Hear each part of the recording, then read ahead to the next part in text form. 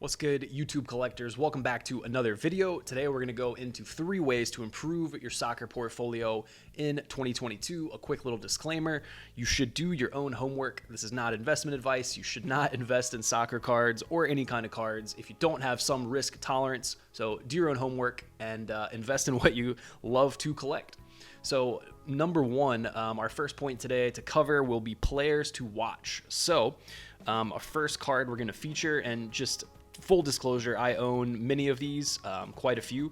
I don't have any autos yet, but this is a optic rookie ticket from Tariq Lamptey. He plays at Brighton. Many think he's going to be making his move probably sometime within the next year, either to a Man City or somewhere like that. And, you know, there is also an outside chance that he'll feature some for England. So I just think this is a nice looking card. If you can afford it, I would say go for some of these, but maybe the autos. Some people do know about this player. I would say he's a little less hyped, given that technically he's a defender or a wingback. But if you watch Brighton play, specifically Tariq Lamptey and Cucurella, the other fullback, they really do control a lot of the game. And who knows, like if Lamptey makes a move, maybe he'll end up playing some kind of right wing or kind of right mid attacking sort of role. But anyways, keep an eye on this kid. I really do think he is a great player. He came into this season in the Premier League injured, but has played some as of late, and definitely gave Chelsea a game yesterday. Player number 2 that we're going to feature, and many of you guys, I'm sure, probably know already who this is if you've been in the soccer collecting hobby for a little bit. Vinicius Jr. from Real Madrid. This is just an example of a base rookie card. It's a PSA 9.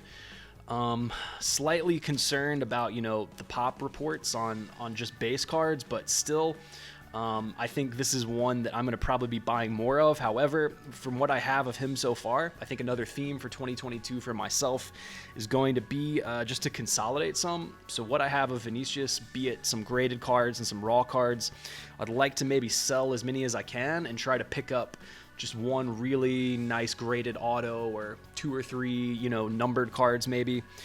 So we'll get more into that in a little bit, but yeah, keep an eye on base cards because who knows what the pop could be. But given that this is a mint 9, I'm pretty happy with it, and I picked this up quite a long time ago, so I've just been holding it and plan on holding it throughout this year.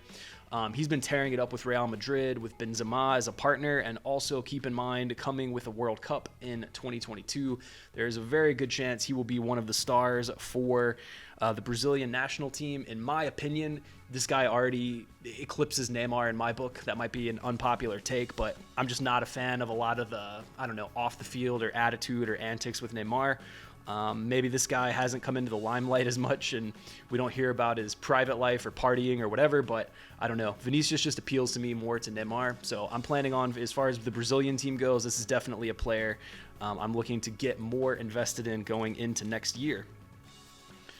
Next up, we have an SGC 10. This is a Velocity Green Prism from 2018-19 Donruss, which is the same as that Vinicius. However, that Vinicius that we just looked at was not an optic. This one, however, is technically an optic, and this one is numbered 185 out of 200. So Tielemans plays for Leicester City, and I do think he's going to shine for Belgium in the World Cup. So I'm not so sure if he's going to get a move, but this is one of his earlier cards. You can see it doesn't technically have a rookie logo, and there may be some sticker out there that exists other than this, but this is one of his first, you know, modern numbered card type products. So I think stuff like this is going to be more what you want to get into over the next year. Like I said, this one is numbered, so numbered cards can be deceiving. Keep in mind there could be 25 different versions numbered to 100 or whatever, but I do think the numbered stuff, especially of players like this who are young, still getting into their prime, not even into their prime yet. He's at Leicester, and I do think he could get a move at some point, but I don't think he's as heavily linked with other clubs. I'm more kind of interested in him for not only his Premier League impact shining for Leicester, but also going into, as is going to be a big theme today, going into the World Cup next year. I think he will be somebody to look out for, playing for also one of the more relevant World Cup teams in Belgium, and that also goes for Vinicius Jr. that we just looked at. Definitely going to be relevant, especially if their international teams make a deep run in the tournaments. Next up, we have a CSG 9.5. This is just your 2020 Panini Prism from the Premier League. This is a silver, so you can see it's got a little bit of a hollow kind of finish on it. Declan Rice, I'm sure if you guys watch any Premier League, you know him, currently at West Ham United. I am pretty sure we'll see him make a move somewhere in the next year. Speculations have it it's like United, Chelsea, City, one of the bigger, more money-heavy, ready-to-spend kind of clubs. So that only helps the profile of a player like this. Not that West Ham is not a big club, but I think no doubt he'll make a huge impact in the World Cup, assuming he's in good form and good health going into that tournament. He's going to be one of the standout players for England, not only in the attack, but defending, tackling, passing. I've been impressed. I've watched more West Ham this year than I have of late, and I've definitely been impressed with what I've seen from him.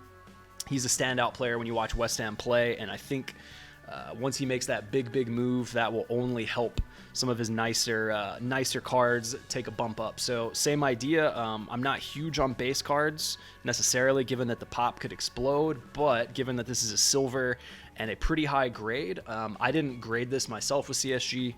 I ended up just getting this for a good deal, so I picked it up. But I've heard from a lot of people that CSG supposedly is one of the tougher grading companies, so that's just, a story that may or may not actually be true, but I've heard quite a few people say they think CSG may grade a little bit tougher than other companies, so I think a Gem Mint 9.5 is definitely a good example of that card. Next up, we have another CSG card. This is also a West Ham player. Jared Bowen. Again, like I said, I'm not huge on the base stuff, but given that this is a red, white, and blue wave, so this is a variation of the base, and it also has the rookie card logo, so that Declan Rice was not technically a rookie card.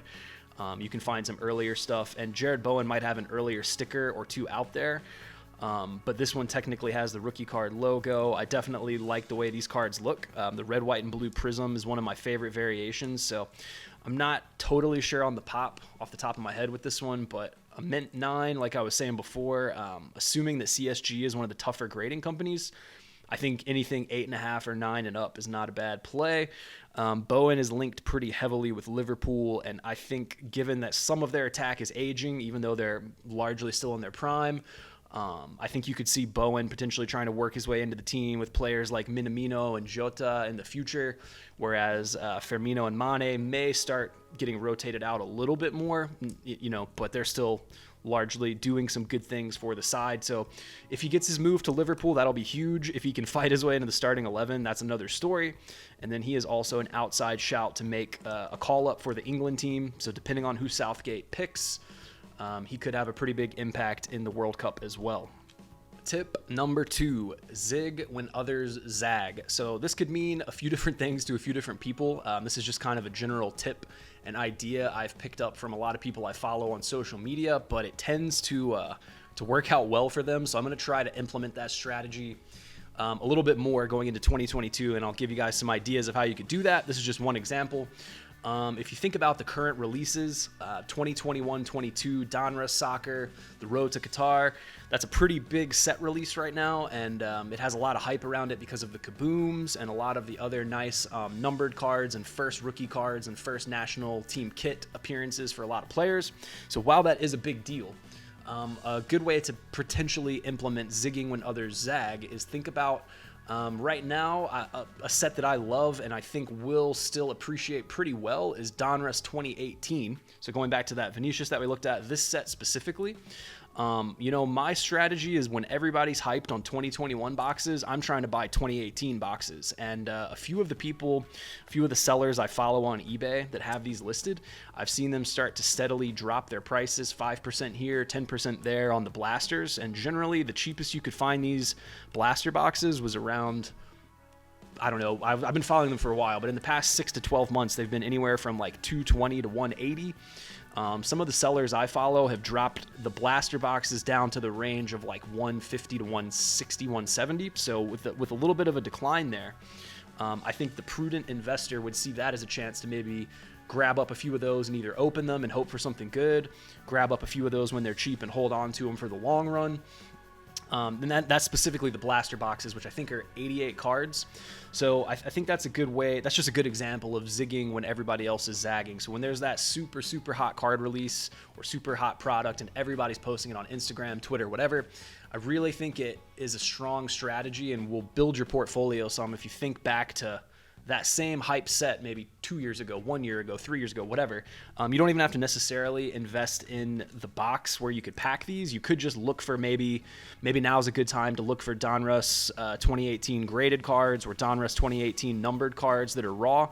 So this one is not numbered or anything, but the numbers a lot of times are in this little back corner, sometimes on the front, depending. But looking for stuff like that when everybody's hyped on one big product. And this is just one example. You could do the same kind of idea with Pokemon, other trading card games, other sports. Think about when it's the off season for football, the off season for basketball.